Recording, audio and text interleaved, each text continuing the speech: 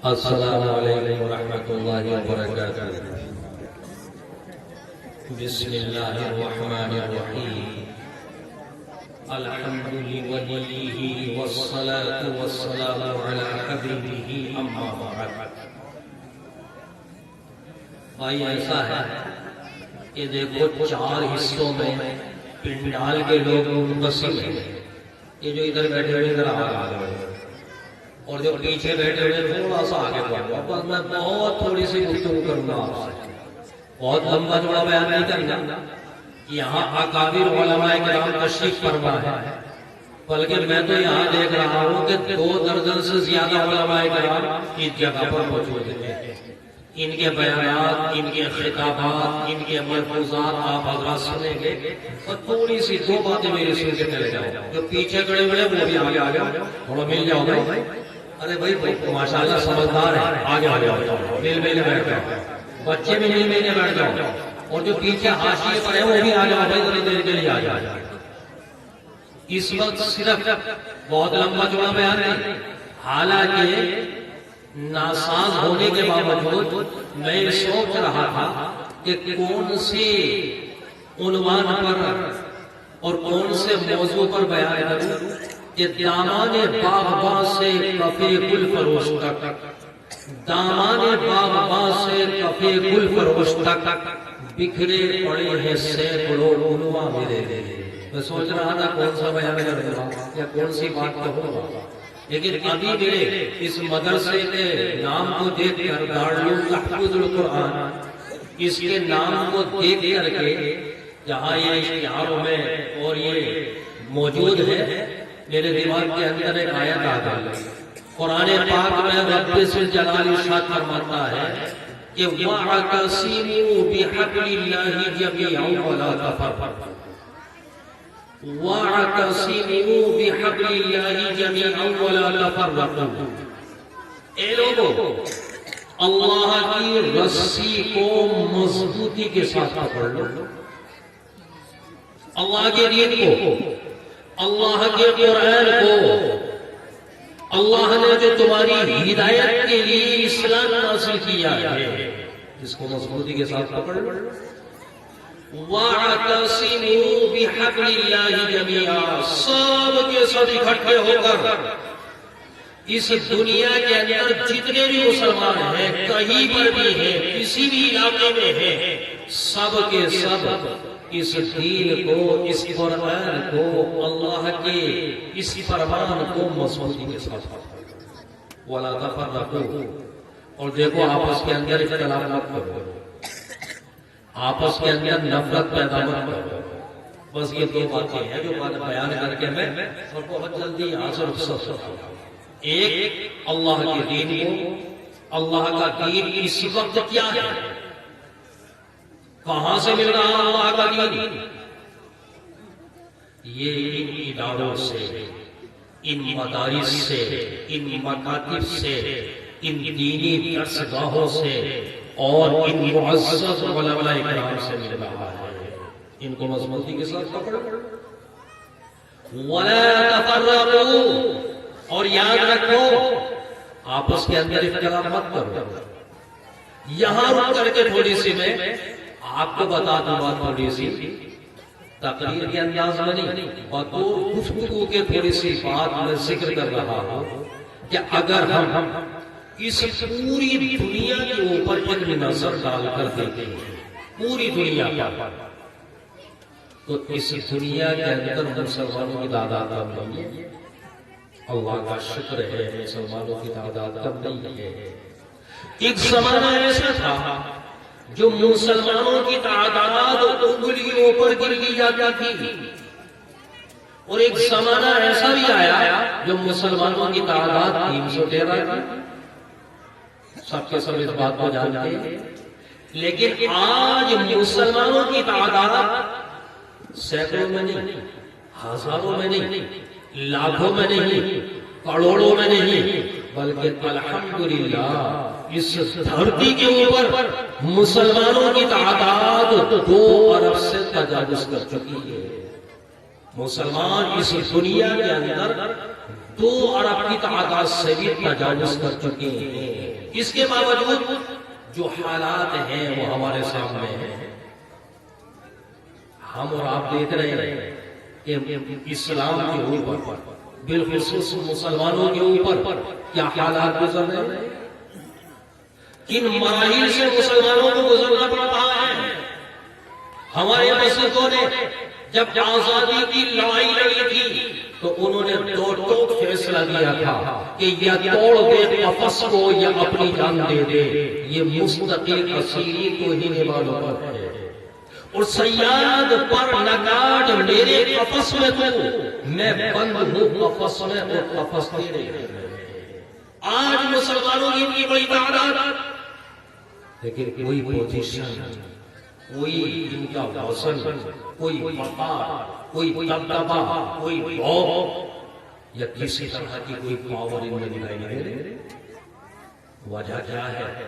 وجہ یہ ہے کہ ابتدا سے لے کر انتہا تک, شروع سے لے کر آخر تک مسلمانوں کے اندر نفرت ہے, مسلمانوں میں قبول ہے, مسلمان ایک نہیں ہے, مسلمانوں کے اندر اختلاف ہے. دیکھیے آپ پوری دنیا کے مسلمان اگر ایک ہو جائے تو میں آج بابانگے تو بلکہ چیلنج کے ساتھ اس بات کا دعویٰ کر سکتا ہوں کہ مسلمان کا روح آج بھی ہمیں کاٹ رہا ہے. پوری دنیا کے مسلمان کو کیا ایک رہے گے؟ ایک ملک کے مسلمان ایک نہیں ہوگا. ایک ملک کے مسلمان تو ایک کیا رہے گے؟ ارے ایک ضلع کے اور ایک بستی کے مسلمان بھی ایک رہے گے. نفرتیں ہیں.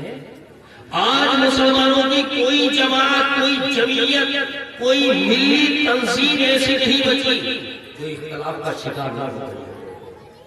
ہم بڑھ گئے, ہماری ٹولیاں بن گئی, ہمارا سیادہ منتشر ہونے لگا. رسول اللہ صلی اللہ علیہ وسلم نے ارشاد فرمایا تھا کہ المؤمن للمؤمن کالبنیان, المؤمن للمؤمن کالبنیان یشد بعضه بعضا, کہ ایک مسلمان کا دوسرے مسلمان کے ساتھ تعلق مثل ایک عمارت کی ہے. المؤمن للمؤمن کالبنیان یشد بعضه بعضا, ایک مومن کا تعلق دوسرے مومن کے ساتھ, ایک مسلمان کا تعلق دوسرے مسلمان کے ساتھ کالبنیان مثل ایک عمارت کی ہے. یشد بعضه بعضا, جس کا بعض حصہ بعض کو مضبوط کیے ہوئے ہے. وشبک بین اصابعہ, آپ علیہ السلام نے یہ بات ارشاد فرماتے ہوئے اس ہاتھ کی انگلیاں اس ہاتھ میں ڈالی اور اس ہاتھ کی انگلیاں اس ہاتھ میں ڈالی, اور یہ بتایا کہ مسلمان کو ایک دوسرے کے ساتھ گھل مل کر کے, مسلمان کو ایک دوسرے کے ساتھ تعلق قائم کر کے اس طرح سے رہنا چاہیے تو وہ مضبوط رہے. اگر آپس کے اندر نفرت آ گئی, آپس میں اختلاف پیدا ہو گیا تو پھر ہوا ختم ہو جائے گا, شیرازہ منتشر ہو جائے گا. خالق کائنات اپنی لا شک کتاب میں اعلان فرماتا ہے کہ وَلَا تَنَازَعُوا فَتَفْشَلُوا وَتَذْهَبَ رِيحُكُمْ. اے لوگوں, آپس کے اندر اختلاف مت کرو, آپس میں نفرتیں مت رکھو, آپس میں عداوت اور بغض مت رکھو. اگر تم آپس کے اندر اختلاف کرو گے تو تمہاری ہوا بڑھ جائے گی, تمہاری طاقت ختم ہو جائے گی, تمہارے اندر کچھ نہیں ہے. لیکن وائے ناکامی متائے کار آوا جاتا رہا اور کار آوا کے دل سے احساس زیاں جاتا رہا. آج ہم سمجھ ہی نہیں پا رہے ہیں. علامہ اقبال نے اسی کو کہا تھا کہ منفعت ایک ہے اس قوم کی, نقصان بھی ایک. منفعت ایک ہے اس قوم کی, نقصان بھی ایک. ایک ہی سب کا نبی دین بھی ایمان بھی ایک, اور حرم پاک بھی اللہ بھی قرآن بھی ایک. کچھ بڑی بات ہی ہوتے جو مسلمان بھی ایک, فرقہ بندی ہے کہیں اور کہیں ذاتی ہے، کیا زمانے میں پنپنے کی یہی باتیں ہیں؟ ایک علاقہ ہے، ایک شہر ہے، مسلمان ایک ہے، یہی نہیں ایک خاندان ہے، 4 بھائی ہیں، 5 بھائی ہیں، 5 علیحدہ ہے۔ یہ کیا ہوا؟ چھوٹے چھوٹے بچوں نے چھوٹی چھوٹی کتابوں کے اندر، ہمارے بزرگوں نے بچپنے کے اندر کتابوں میں یا اپنے بزرگوں سے وہ واقعات نہیں سن سکتے۔ ایک بوڑھا شخص مرنے لگا، اس نے اپنی 7 اولادوں کو بلا کر کے ایک ایک رسی، پتلی پتلی رسی ان کے ہاتھ میں دے دی اور ان سے کہا، پھر ان کو ایک جگہ پٹنے کے بعد ہمیں رسہ بنا کر کے جب دیا گیا اور ان سے کہا گیا کہ سب مل کے توڑ دو، تو ایک تو کیا توڑ دو، سب مل کے توڑ دو۔ آج اتنی سی بات ہم لوگوں کو سمجھ میں نہیں آ رہی۔ اختلاف ہے، نفرتی ہے اور دین سے دوری ہے۔ بس یہ 2 بات آپ کو بتا کر کے کہ دیکھو اس وقت حالات کا دھارا دیکھو کہ کس لے رہا ہے۔ خود کو پہچانو اور سمجھو کہ دشمنان اسلام ہمارے خلاف کیسی کیسی سازشیں کر رہے ہیں، اور ہم ان کی تعلیم اور ان کے کلچر کو اپنا کر کے مگروں رہے، اور ہم سمجھ رہے ہیں کہ ہماری عزت تو ان کے اندر ہے، ہماری عزت کس چیز میں ہے، ہماری عزت کس چیز میں ہے۔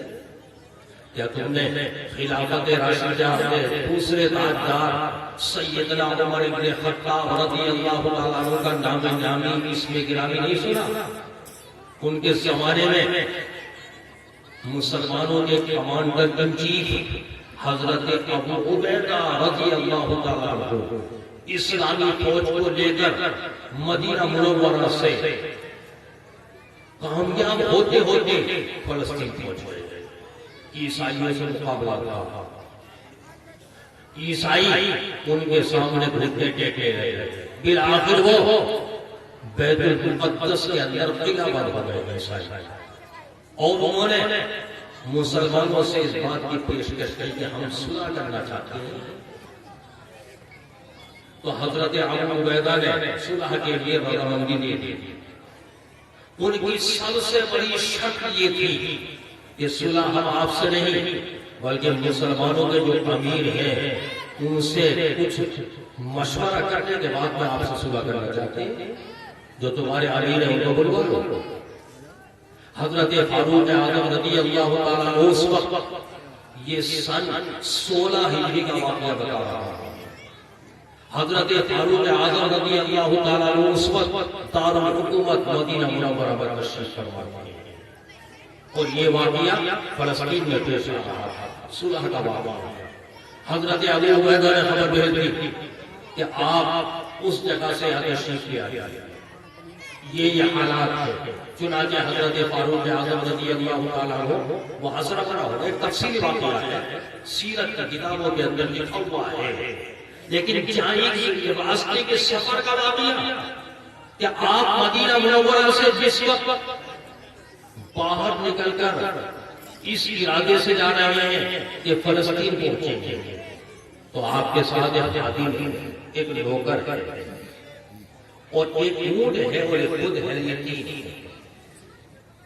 مدینے سے باہر نکل کر اس خادم سے یوں ارشاد فرماتے ہیں کہ اگر میں اونٹ کے اوپر تمہیں سوار کر دوں تو تاریخ کے اندر یہ لکھا جائے گا کہ اس خادم نے اپنے امیر کے اوپر، خلیفہ وقت کے اوپر ظلم کیا ہے، کہ اپنے امیر کی موجودگی میں یہ سواری کے اوپر سوار ہوا، اور اگر میں اس اونٹ کے اوپر سوار ہو کر چلتا ہوں تو تاریخ یہ کہے گی کہ دیکھو غلام نوکر پیدل چلتا ہے، اور اگر ہم دونوں کے دونوں اس کے اوپر سوار ہوتے ہیں تو ہم اس کے اوپر ظلم کرنے والے سمجھے جائیں گے، سواری کے اوپر، اونٹ کے اوپر۔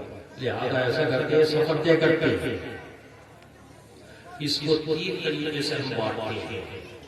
ایک مرحلے تک آپ اونٹ کے اوپر بیٹھے اور میں اونٹ کی نگین پکڑ کر کے چلتا ہوں، دوسرے مرحلے پر میں اونٹ پر سوار ہو جاؤں گا اور آپ اونٹ کی نکیل پر پکڑ کر چلے جائیں، اور تیسرے مرحلے پر تیسری منزل پر دونوں کے دونوں پیدل چلے جائیں۔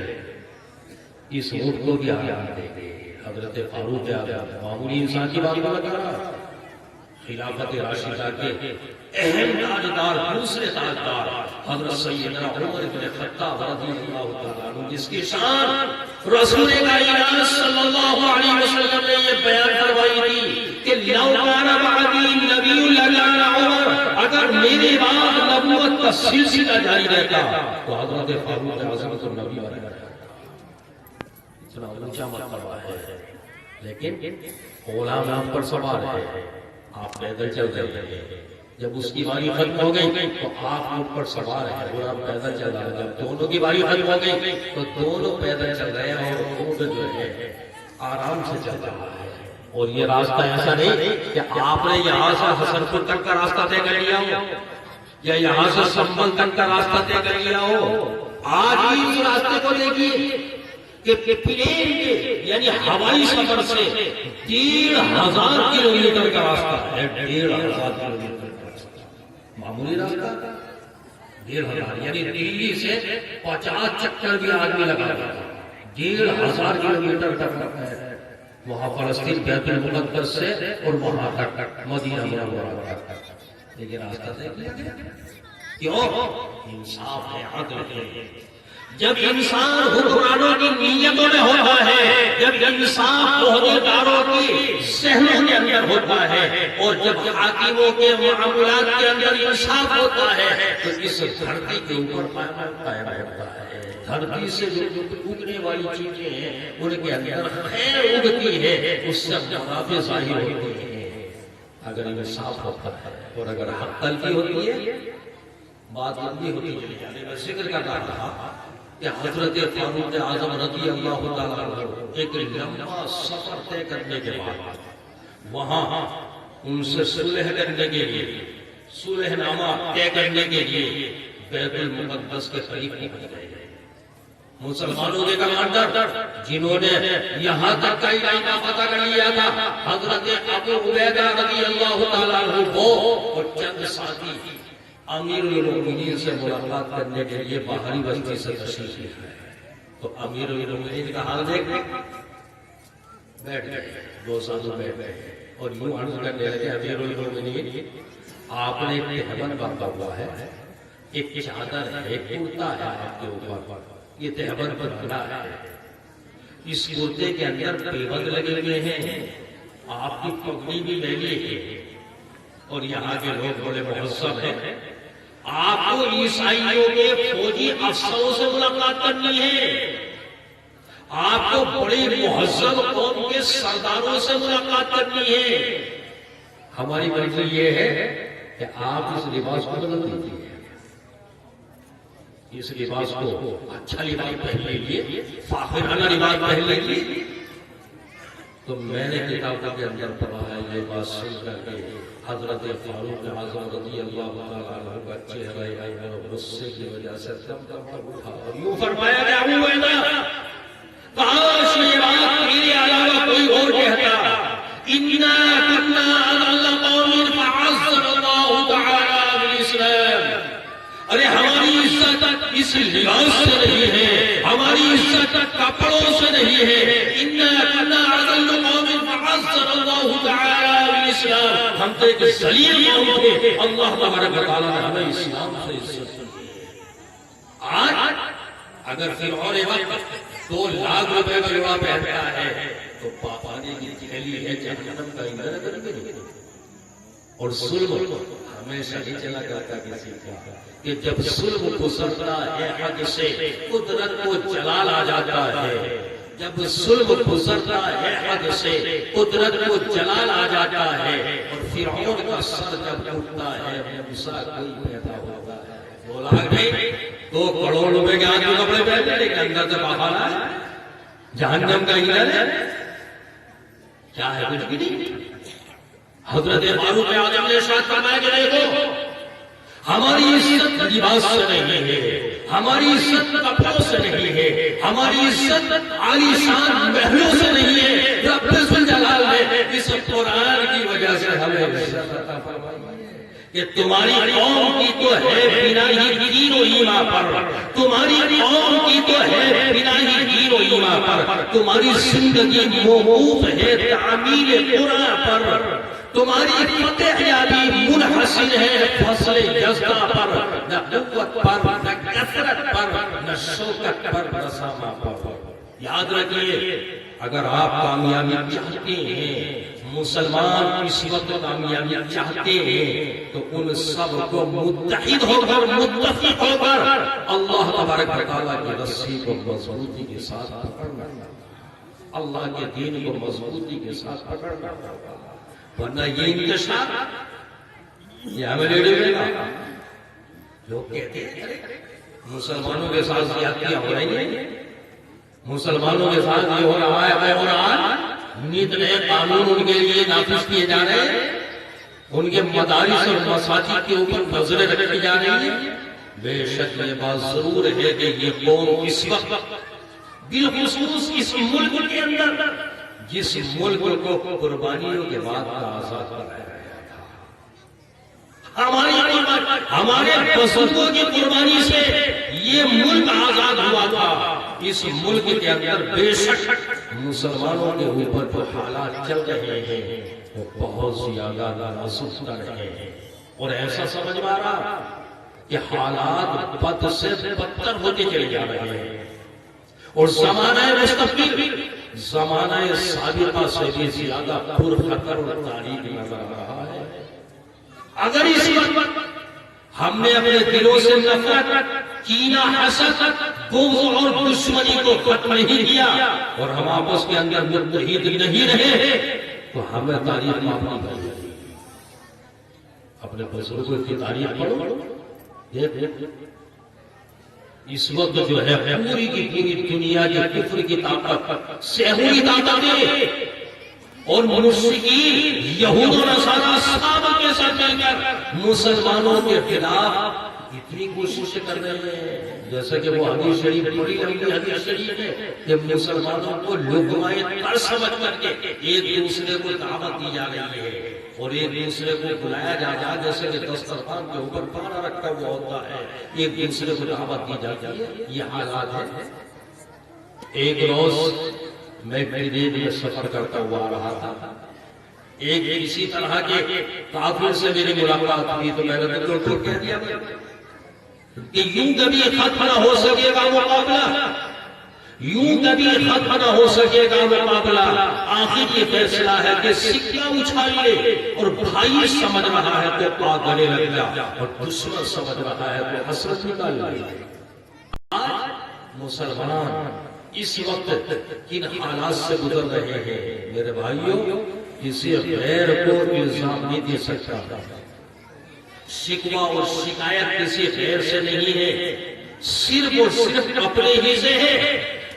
تم ایسے نبی کے امتی ہو کہ جس نبی نے جس وقت اپنی دعوت کا آغاز کیا تھا اور دین کی تبلیغ کا آغاز فرمایا تھا اور اسی دعوت کے کام کو شروع فرمایا تھا، تو مسلمانوں کی تعداد اتنی بھی نہیں، میرے سامنے بیٹھے ہوئے چند مسلمان تھے۔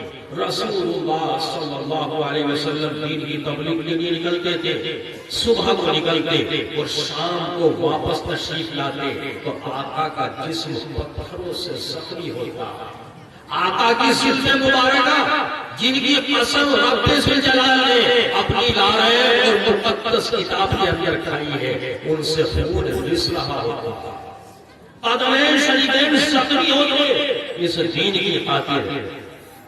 ام المؤمنین حضرت خدیجہ الکبریٰ رضی اللہ عنہا آقا کے قدموں میں بیٹھ جاتی اور اپنے دوپٹے کو پھاڑ کر کے چہرہ صاف کرتی، خون کو صاف کرتی، گرم پانی سے دھوتی اور یوں فرماتی اللہ واللہ لا یخزیک اللہ ابدا، خدا کی قسم اے میرے سرکار اللہ تبارک و تعالیٰ آپ کو تنہا نہیں چھوڑے گا، اللہ آپ کے ساتھ ہے، اور جس کے ساتھ اللہ ہوتا ہے تو دنیا کی کوئی بھی طاقت اس کو مٹا نہیں سکتی ہے۔ اس پیغمبر کی سیرت ہمارے اور آپ کے لیے نمونہ عمل ہے۔ راہ ہدایت ہے ان کی زندگی سے سبق حاصل کرو، اسی لیے کسی کی خطا نہیں. میں سمجھتا ہوں کہ ہماری اپنی بدعمالیوں کا نتیجہ ہے، کسی کی نہیں. کیوں مجھ کو شکایت ہو کسی غیر سے جھوٹی، کیوں مجھ کو شکایت ہو کسی غیر سے جھوٹی، خود اپنی ہی تقصیر سے قسمت میری پھوٹی، اور اللہ کی رسی تو نہ ٹوٹے کہ نہ ٹوٹی، افسوس تو یہ ہے کہ میرے ہاتھ سے چھوٹی. اللہ نے فرمایا کہ اس دین کو، اس قرآن کو مضبوطی کے ساتھ، اتحاد اتفاق کے ساتھ پکڑ لو تو کامیاب پوری رہو گے. اللہ تبارک و تعالی ہم سب کو عمل کی توفیق عطا فرمائے. وآخر دعوانا بھائی ماشاءاللہ طبیعت